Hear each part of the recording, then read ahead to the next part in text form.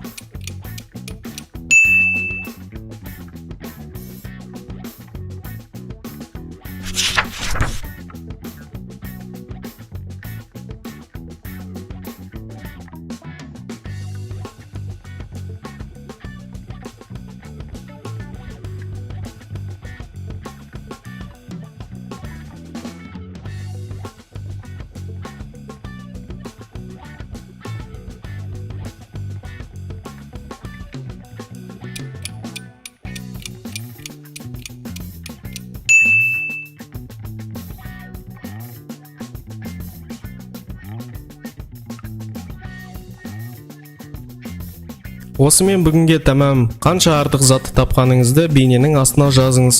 Бейне ұнаған болса лайк басуды ұмытпаңыз. Әзірге сіздермен қоштасамын. Сау болыңыздар.